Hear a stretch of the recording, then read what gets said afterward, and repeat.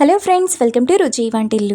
ఈరోజు మనం గోంగూర పులావ్ చాలా టేస్టీగా ఎలా తయారు చేసుకోవాలో చూద్దాము. ఈ పులావ్ని చాలా సింపుల్గా ఈజీగా ప్రిపేర్ చేసుకోవచ్చు. కర్రీతో పని లేకుండా రైతాతో సర్వ్ చేసుకుంటే చాలా టేస్టీగా ఉంటుంది. సో లేట్ చేయకుండా వీడియోలోకి వెళ్ళిపోదాం.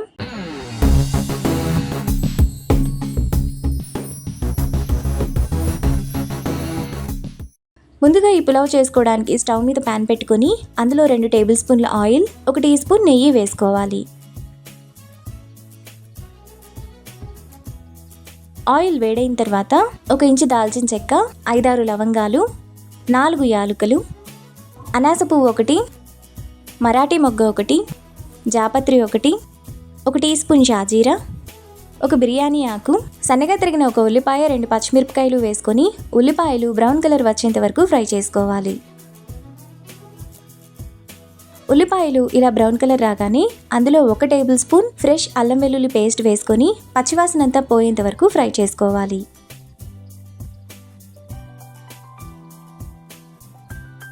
అల్లం వెల్లుల్లి పేస్ట్ పచ్చివాసన పోయిన తర్వాత అందులో చిన్న చిన్న ముక్కలుగా కట్ చేసుకున్న 2 టమాటా వేసుకొని టమాటా మెత్తగా అయ్యేంత వరకు కలుపుకోవాలి.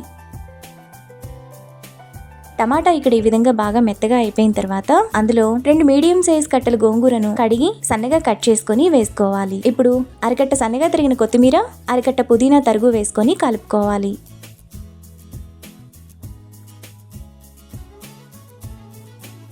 గోంగూర ఇలా బాగా దగ్గరకు అయిన తర్వాత అందులో టేస్ట్కి తగినంత ఉప్పు, 1/2 టీ స్పూన్ పసుపు, 1 టీ స్పూన్ కారం, 1 టీ స్పూన్ ధనియాల పొడి, 1 టీ స్పూన్ గరం మసాలా, కొద్దిగా కరివేపాకు వేసుకొని 2 నిమిషాల పాటు మీడియం ఫ్లేమ్లో కలుపుకోవాలి.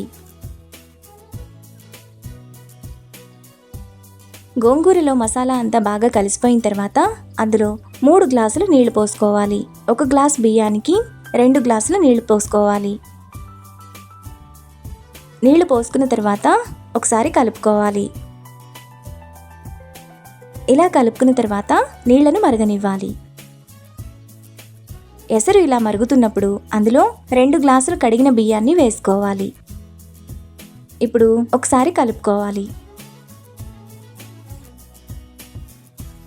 ఇలా కలుపుకున్న తర్వాత రైస్ను మీడియం టు హై ఫ్లేమ్లో ఉడకనివ్వాలి.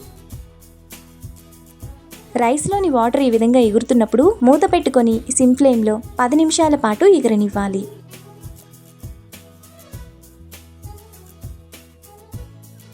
10 నిమిషాల తర్వాత గోంగూర పులావ్ మనకి ఈ విధంగా చాలా టేస్టీగా రెడీ అయిపోతుంది. ఈ పులావ్ని వేడివేడిగా సర్వ్ చేసుకుంటే చాలా బాగుంటుంది. ఈ పులావ్లోకి కర్రీ లేకపోయినా రైతాతో తిన్న టేస్ట్ చాలా బాగుంటుంది.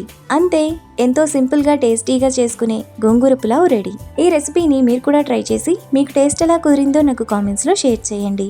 ఈ వీడియో కనుక మీకు నచ్చినట్లయితే లైక్ చేసి, షేర్ చేసి, సబ్స్క్రైబ్ చేయండి.